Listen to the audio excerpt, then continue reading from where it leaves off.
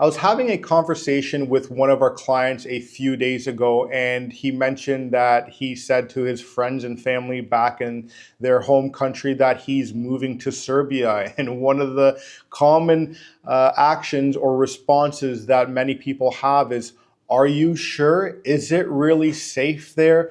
And, you know, if you don't know, you don't know. And one of the issues, like I've said before in these videos, is that marketing and propaganda really makes people narrow-minded, especially if they haven't been outside of their own country. One of the issues with many Western countries in North America is that they have this persona that this country is the safest. They keep on marketing it to themselves. They keep telling their own citizens that if you go to this country, that it's going to be scary, it's going to be bad. Heck, I even had that experience myself when I was trying to convince my wife to move to Serbia.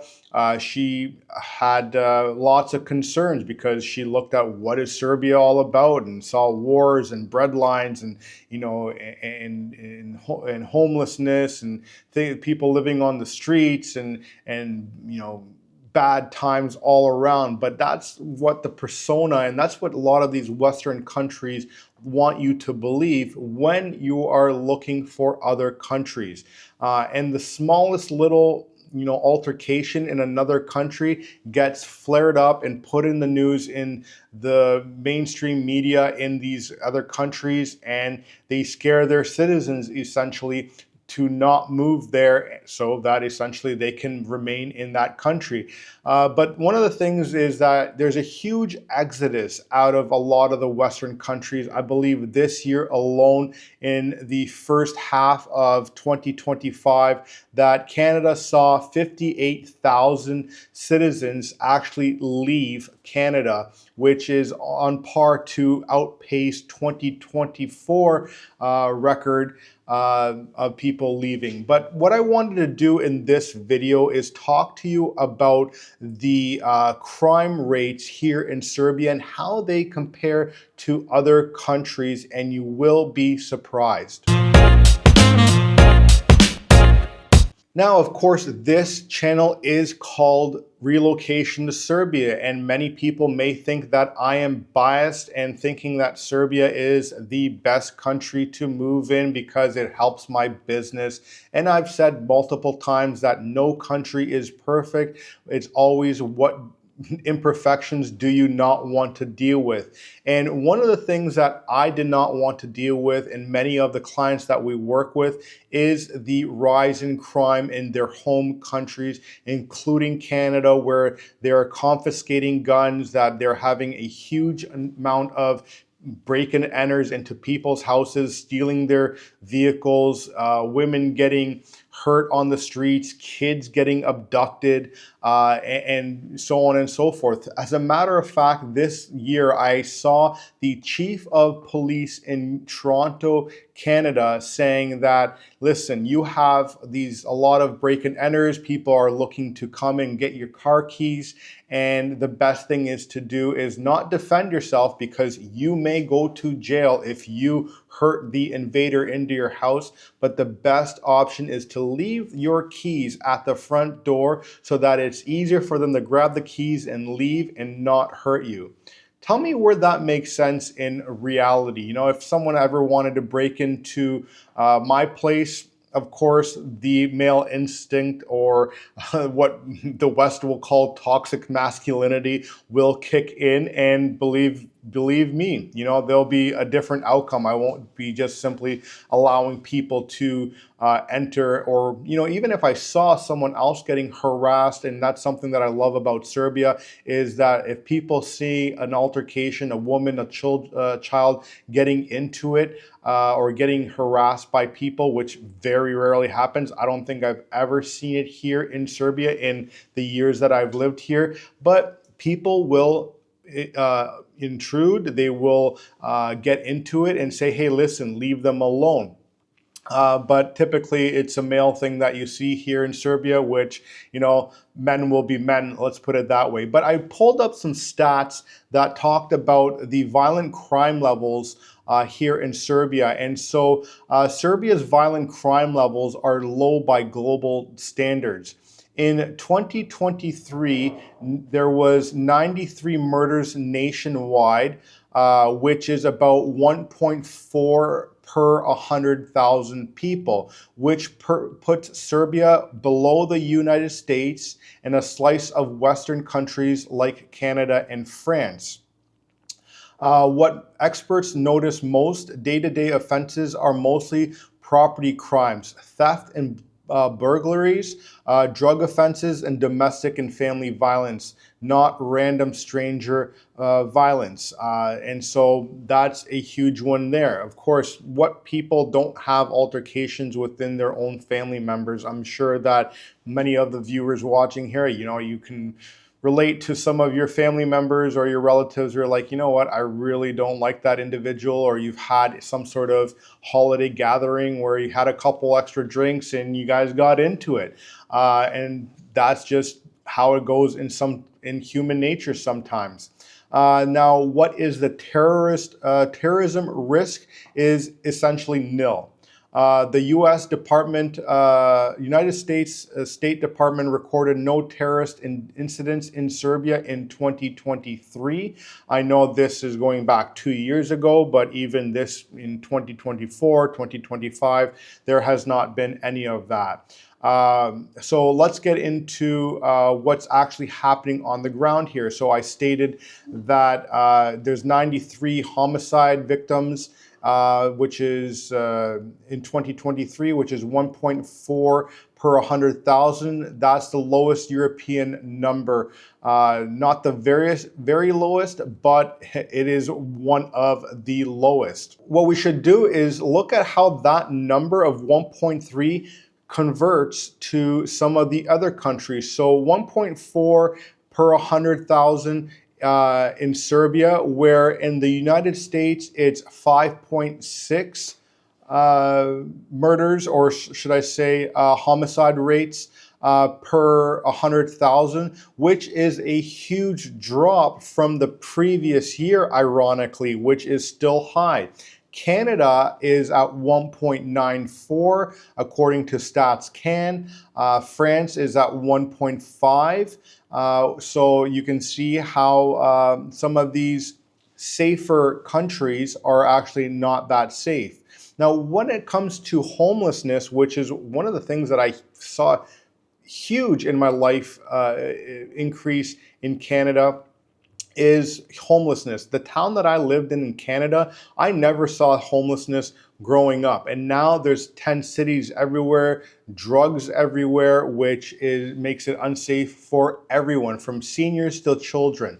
So in the United States, they have 653,000 people homeless on one night in 2023. And in 2024, that climbed to 771,000 people reported, and it's expected to be even higher in some of these major cities, because how do you honestly keep track? Now, when you look at the UK, in 2024, there was 4,677 people roughly sleeping in autumn on the streets. 112,660 households in temporary accommodations. And so that is a huge number as well. Let's talk about Australia. In Australia, there is 122,494 people recorded as homelessness at a census of 2021. And that number has also increased in the past years. Now, in Serbia, there is no national census, but they're saying that there's about 4,000 people that are experiencing homelessness. Now, you don't see 10 cities. You do see some people that are having rough times, but it's, you're not driving through drug-infested areas. You're not seeing homeless encampments, none of that. And now the other one that a lot of our clients are trying to get away from is the irregular migration into their countries that is hindering the safety of that country, especially when you're seeing the migrant crisis in a lot of the Western European countries. I know in Canada that now, the amount of refugees and people that have come in there have made it almost impossible to find another person with my shade of skin. And I'm not trying to be racist whatsoever in this video. I'm just speaking facts here. And then in the United States, you see what they've been talking about with the southern border for a number of years. Now, let's talk about that. The EU external borders, which includes all the routes, they have 293,000 detections in 2024. The UK has about 37,000 crossings in 2024, and they've experienced about 20,000 between January and June of this year alone. So that is set for to be a record amount of people. Funny enough, the last two clients that we've had come into our office here in Novi Sad are both from United Kingdom, and both spoke about this issue here. Now I'm also seeing that the UK is starting to implement a digital ID, which is also going to be not sitting well with a lot of individuals. They're saying that this is going to be for work permits only, but you know how that goes. The government brings it in slowly. It's only for this, and then they eventually tighten the ropes on everything. Now, we don't need to get into the United States. They say it's tens of millions of people that have crossed over multiple years. And you see that all over the news in the West. And even if you want to go onto YouTube, you see that. In Serbia, there has been 1,654 intentions to seek asylum and 196 formal applications. The one thing that I say to many of our clients that ask about this situation here is the difference between Serbia and many of these Western countries, including Australia, Canada, United States, is that here in Serbia, if you don't work, there is no government assistance. There is no such thing as you come here as a refugee or whatever it is, and that you're going to just get a bunch of money to you from the government. If you don't put in any work, you're gone. You're not going to exist much longer. And one of the things that a lot of people don't understand is that the ones that they do see here in Serbia use Serbia as a gateway into the Western countries. And so they're not here for a very long time at all either. And so when it comes to crime rate and quality of life, the EU's latest quality of life in European cities puts Belgrade at one of the higher ones out of all European cities. I don't have to talk about this in depth, because if you don't believe me because of the business that I run, you can simply go onto YouTube or virtually any social media channel and look at what other expats are saying about Serbia, what are people that are coming to visit Serbia say, especially when it comes to the women and their children and how they love Serbia and what their experience is. And so if you are questioning Serbia, on what I'm saying here, I always say to my clients or prospective clients, come and visit first. See how it is.